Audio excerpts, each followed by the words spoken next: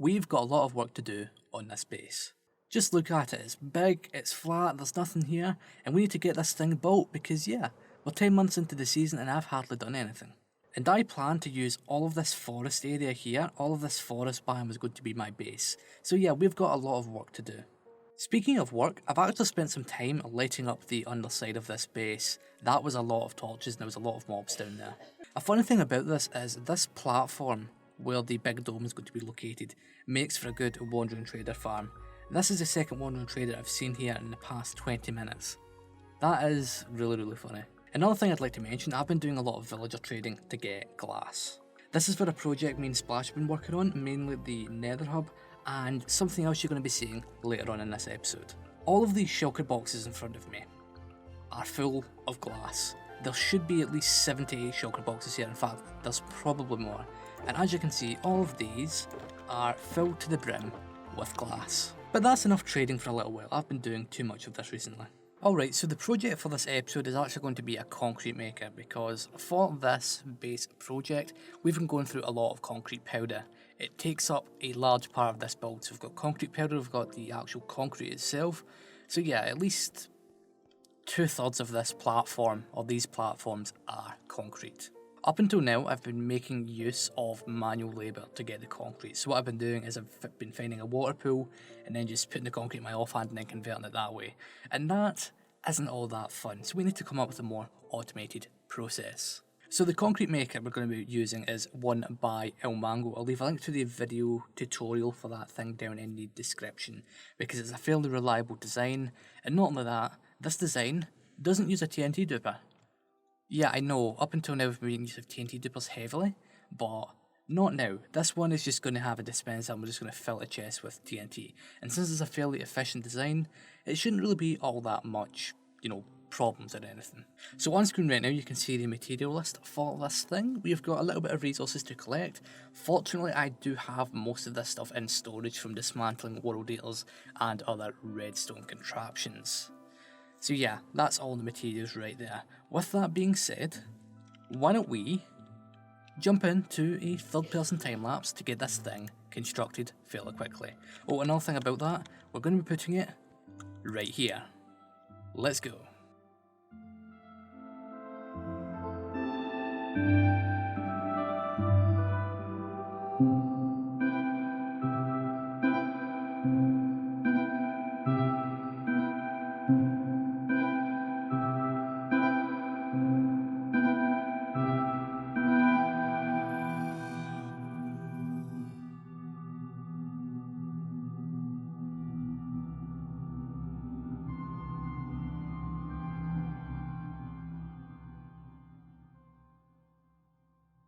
And there we have it, the concrete maker is done. That was a fairly quick build actually, it didn't take long at all. The longest part was probably removing the trees and all that stuff from below here, but I don't think I included the tree removing bit in the time lapse because that was, let's just say that was quite annoying.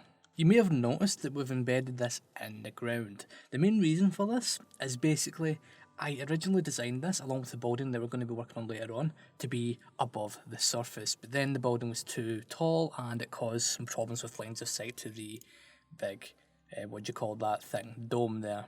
So yeah, that's why it's embedded in the ground, because it was a lot better that way. So the way this concrete maker works is quite simple. You stand here and you place your concrete powder here. You have the option to dispense concrete powder automatically here. Also, I think I didn't do this redstone correctly. Yeah, that redstone isn't finished. I need to finish that. So yeah, after you place your concrete powder here, it will then be pushed and turned into regular concrete because of this water source right here. It's then pushed into the machine, goes around the system, gets pushed into the central chamber, is then pushed down. Then after a certain amount of time, some TNT is dispensed, and it blows up a massive area of concrete. Now we have the option to feed multiple different farms into this thing, so whether that's a tree farm or like a cobblestone farm or something. But I didn't think that was necessary because I'm not really going to be focusing on any of those builds over in this area. I might do one or two, but they'll have their own individual, systems to handle all of this stuff. Now we can't just leave this build like this and call it done. We want this area to look as finished as possible in the shortest amount of time. So what we're going to do is we're actually going to throw a building on this thing. What I'm thinking is, since this is mainly being used for concrete, since that's our main flooring material, we're going to build this in the form of a factory. So the purpose of this factory will be to create the asphalt, which is this material right here. So yeah, why don't we jump into hyperspeed build mode once again and get this factory constructed.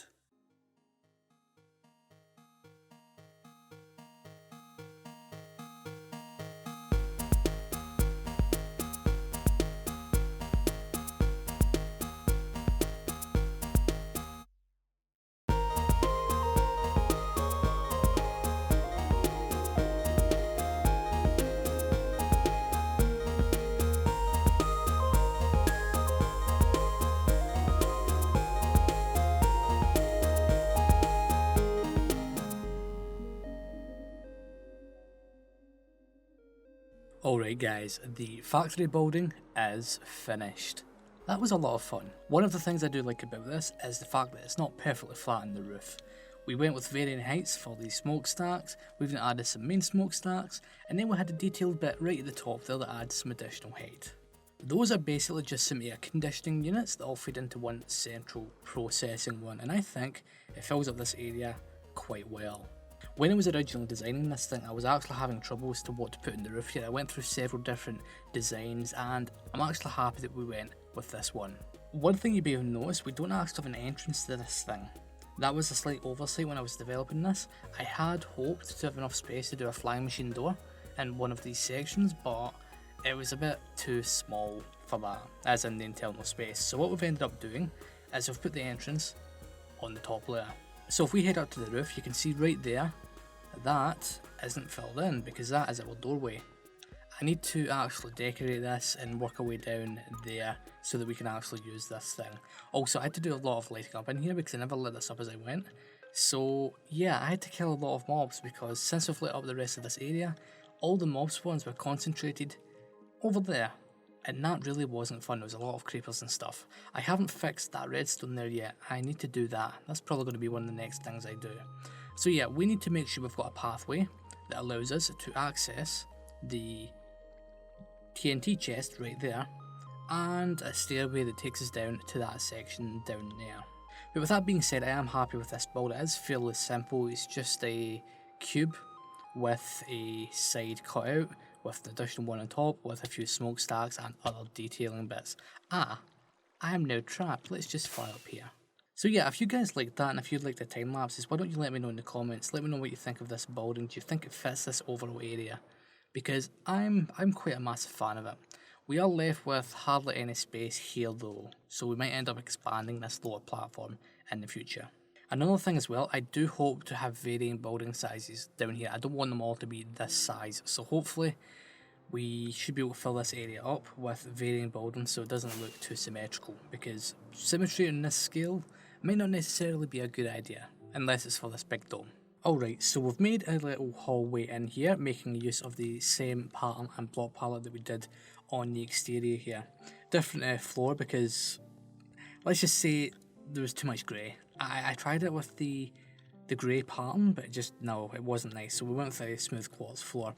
We've got hidden lighting on either side here, and then if we go down here we can access our TNT, and that's the TNT system right there. And then this side we can go down here, and this area isn't decorated at all, and then we can go down to this system here. Oh, that's a thing as well, I fixed this, so if we do this, it works, perfect. So I had originally planned on decorating this hallway, but we're limited in space and I'm not a fan of the 1x2 hallways. And not only that, we're very close to the redstone stuff and I didn't want to, get too close to certain bits because things could break. And let's just say I'd be very annoyed if that happened. Let's not look at that Enderman, let's go back up to the surface. Oh yeah, that looks a lot better having the hallway there. Now we can't see all the redstone stuff from out here, that's great. And with that, I'm going to call this project finished. We might be adding more to it as we progress through this series, so if you have any suggestions or anything for this build, please let me know in the comments. Alright, so we now need to go and meet up with Splash because earlier on in this episode, as you know, we traded a bunch of glass, and that is for a project me and her have been planning for a little while. So let's head on over to her ship. It's over this way, and we can meet up and build or get started on this super secret project. So, Death, you ready to start this shop? I have a design in mind, and you've seen it in the creative world, and, well, now we get the fun of bringing it over to this world. Yeah, I know you've been wanting to do a shop like this for quite some time, and I think it's about Yes. time we actually do it. Yes. I have some quartz, I have the granite we need. I can toss you some granite. Well, thank you. And those are the only materials we'll actually need for this thing. It should go super easy. So, hyperspeed build mode? Yeah, let's go. Hyperspeed build mode.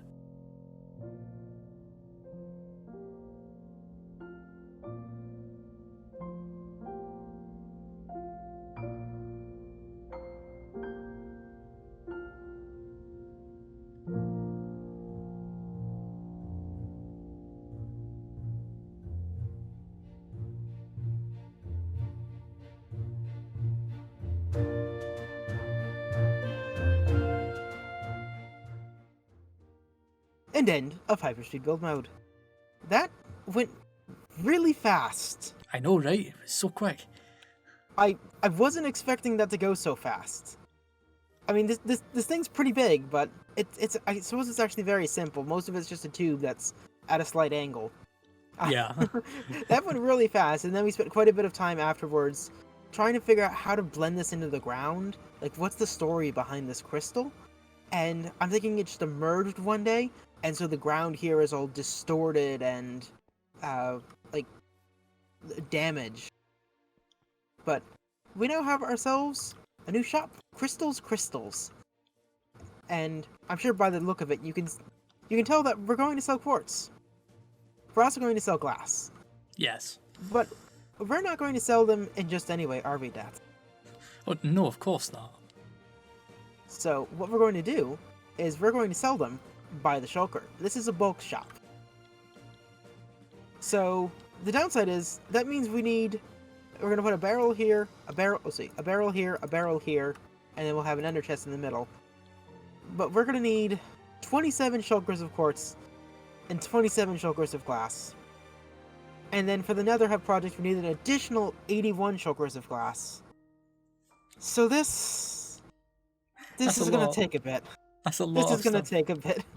This is like 10 hours of trading, Death. Why did we do this to ourselves? I don't know. We always do this every single time. Yeah.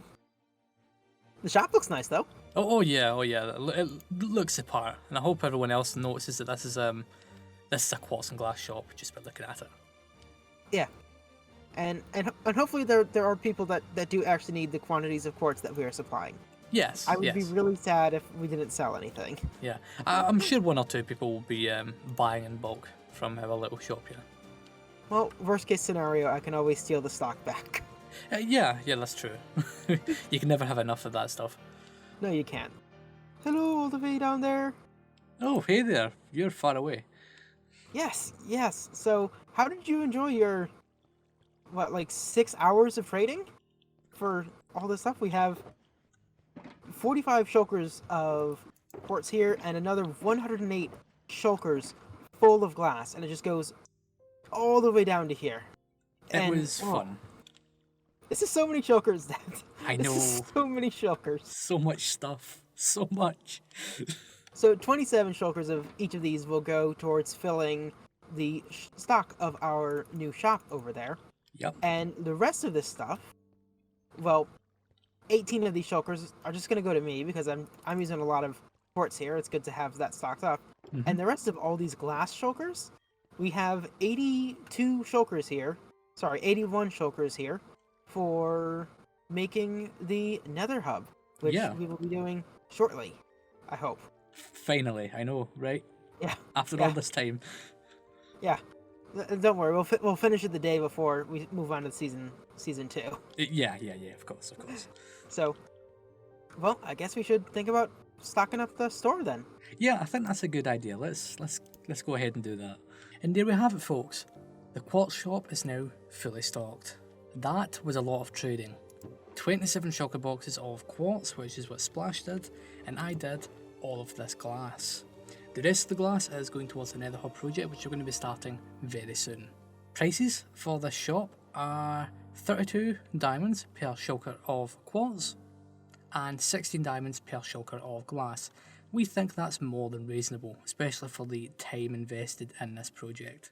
We've been meaning to do this project for quite a while, and I'm happy to see that this thing is now finally done. And with all of that out of the way, we've got another collaboration lined up. So recently we got another order in the contraption shop. This isn't any order, this is a insane order. We're going to be working on, I think it's maybe 3 or 4 individual farms. And this is for the newest member of the server, Asta. So first of all, he's ordered an iron farm for 9 diamonds, which we agreed on. And then there's also an additional collection of diamonds here because we got together the other night there and recorded a little bit. First of all, thank you for the gift bag, or box, or whatever you want to call the shulker box you dropped off. I have netherited my boots. I was actually thinking about trying to find an elytra, so yeah, I'm actually completely geared up and I'm ready to do this. There's just a couple of problems. I need a lot of farms, and you seem to have a shop for quite literally everything. Yeah, I am the shop guy around here. Maybe, yes. I mean, Top Towers isn't really that good, if we're being honest. Oh, all right. We've got someone who doesn't like the top. Well, that's good. I like you. It's no good. The prices are a bit stiff, I think. But you just opened your redstone contraption shop, and I need a few things out of it. Multiple things. And I want to pay on a weekly basis for each farm. And I want to stage their creation, but I need to get 2 farms built soon. Technically 3. And I've got a stack of diamonds, and I've already put the order in for the iron farm because it was cheap. But I also need to get a tree farm. Specifically, I need a nether tree farm, and I need to get a basalt generator built. All right, I can do both of those. And since you're new, since you're very new and you're just getting started off, I can give you a special price. Ooh, I like special prices. What were you thinking? So normally, I think I recently built another tree farm. Funnily enough, I charged 3 diamond blocks for that, but for you, I think I'm going to drop that to 1 because Ooh, that would really help. Yes. yeah, you're new. You haven't really been doing as much mining as everyone else yet, and I know you had some trouble with diamonds at the start. Oh yeah, it was awful. I spent about 2 hours down there for nothing. And the basalt generator, how many basalt per hour would you like? Oh, I just needed to produce a few double chests an hour. Nothing serious.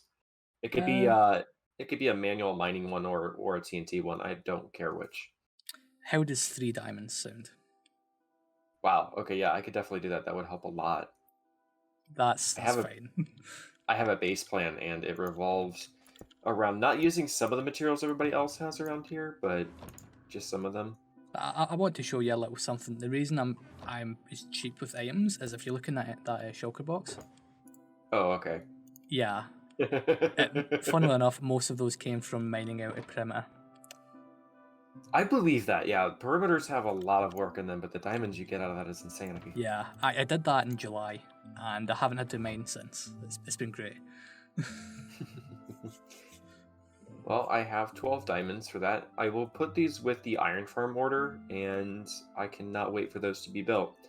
I do not have anything to really build with right now, so you can, at your discretion, build them where you think they'll go.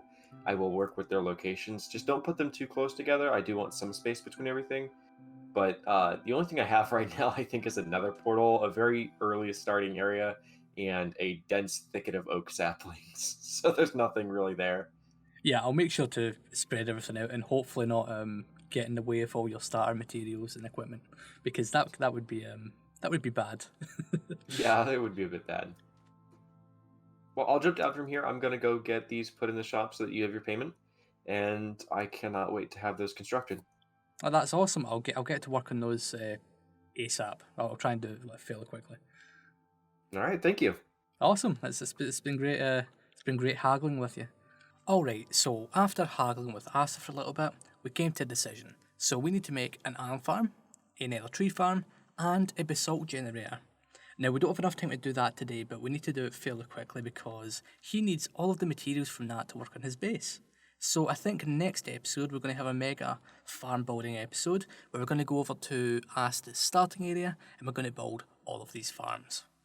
Now the thing is, we've actually decided to do a few more farms in the future, but I'm not going to announce those right now because we haven't planned out when we're going to be working on that stuff. We just need to get these farms we've already agreed on built first. So yeah, make sure you stay tuned for that. We're going to be working on that next episode, and make sure you check out Asta's channel. There's a link to that in the description down below. But all in all, this episode was quite productive. We got the concrete maker here built, we got the building for it done as well, which I'm still a really big fan of. I love the way this thing looks. And we did 2 collaborations, one with Splash, we got the quartz and glass shop built, and we've been planning out some farms with Asta. I'm really looking forward to working on those next episode. I'd like to thank you all for watching this episode of the AutoCraft so far. Make sure you go and watch everyone else on the server. On the left hand screen right now, there are 2 videos, one that YouTube wants you to watch and one that I think you should watch. Make sure you go and watch them, and remember to leave a like, subscribe, and hopefully you will enjoy the videos.